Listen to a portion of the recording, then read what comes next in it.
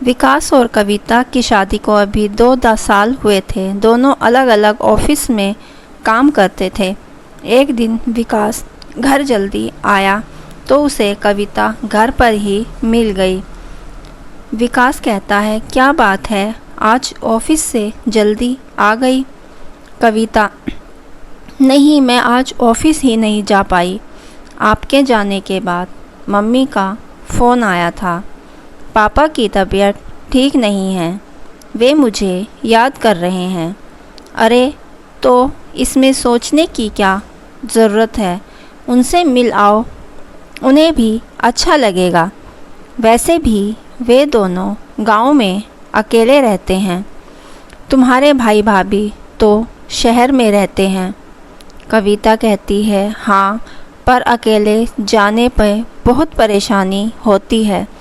गांव तक का रास्ता भी ठीक नहीं है। क्या आप मेरे साथ चलेंगे?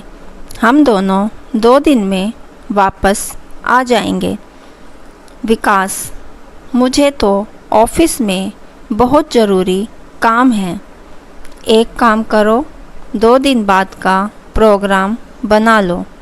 मैं कल ऑफिस में छुट्टी के लिए बात कर लेता हूँ। ठीक है, आप कल बता देना तो मैं रिजर्वेशन करा लूँगी। अगले दिन दोपहर को कविता विकास को फ़ोन करती है। विकास, आपने बात कर ली छुट्टी के लिए, कब निकलना है? विकास, हाँ कविता, कल का रिजर्वेशन करा लो, हम कल सुबह निकल जाएंगे। अगले दिन दोनों ट्रेन से गांव पहुंच जाते हैं। कविता और विकास जब घर पहुंचते हैं तो उनके पिता अंतिम सांसें ले रहे थे। उन्हें देखकर कविता फूट फूट कर रोने लगती है।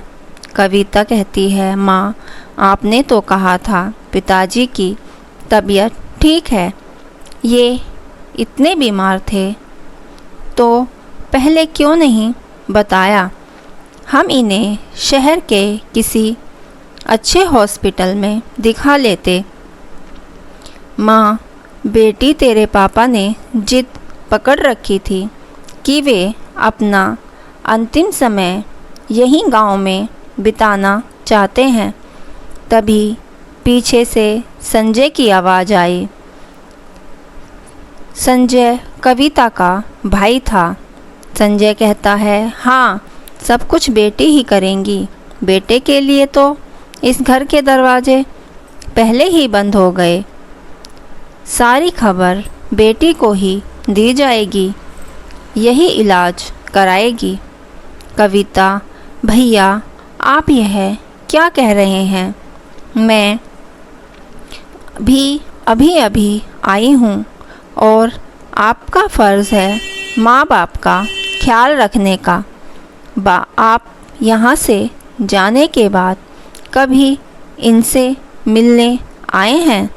संजय, तुम दोनों आ जाते हो गांव का हिस्सा अपने नाम करवाने।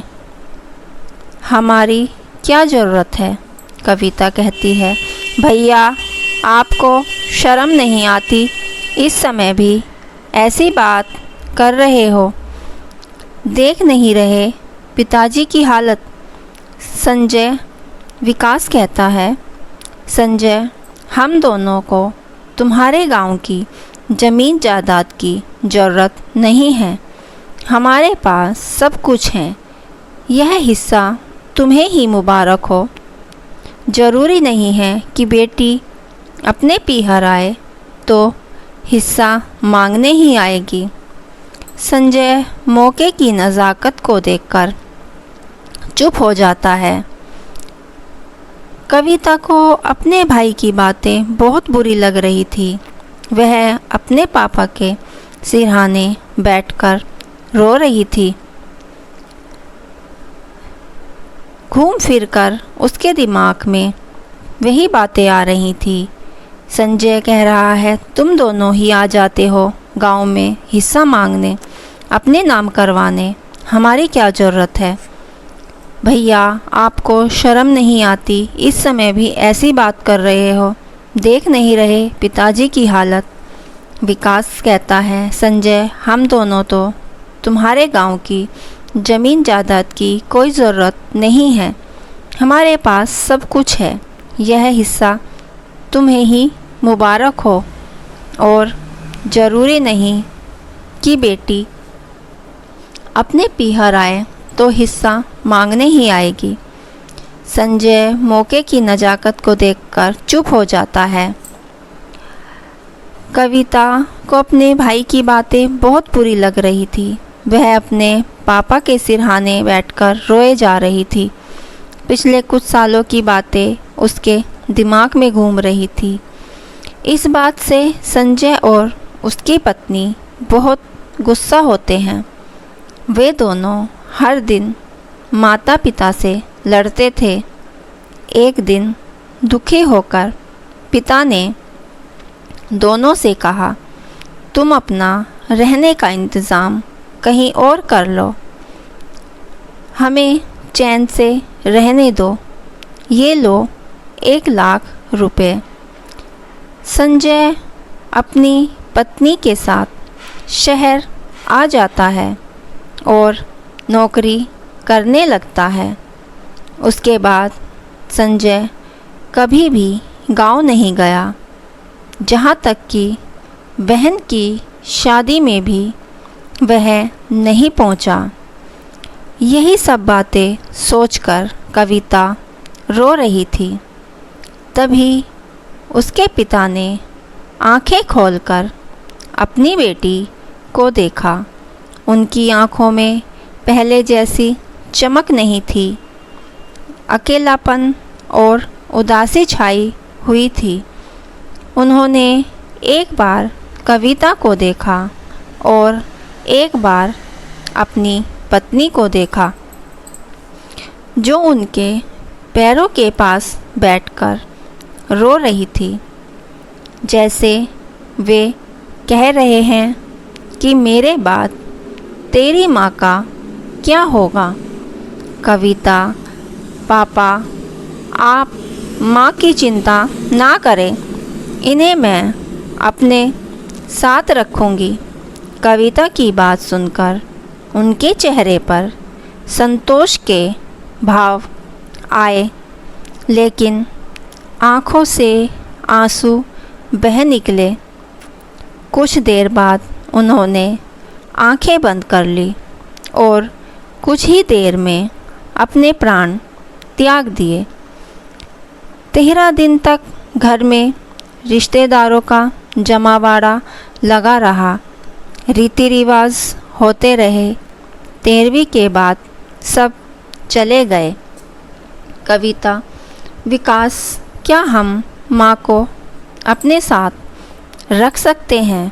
विकास, हाँ, क्यों नहीं, लेकिन मेरी एक शर्त है। कविता कहती है, वह क्या है? विकास, यह पूरी जायदाद माँ को संजय के नाम करनी होगी। जेवर, रुपया, सब कुछ। नहीं तो वह यही कहेगा जायदाद के चक्कर में माँ को ले गए। कविता ने संजय को बुलाकर अपना फैसला सुनाया और पेपर तैयार करवाकर सब कुछ उसके नाम कर दिया।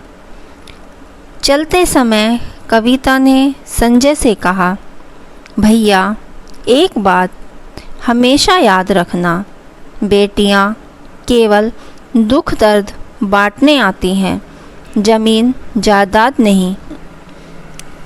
दोस्तों, हमारी ये कहानी आपको कैसी लगी हमें ज़रूर बताइए, और अगर आप हमारे चैनल पर नए हैं तो हमारे चैनल को सब्सक्राइब करना ना भूलें। और कहानी पूरी सुनने के लिए आपका दिल से धन्यवाद।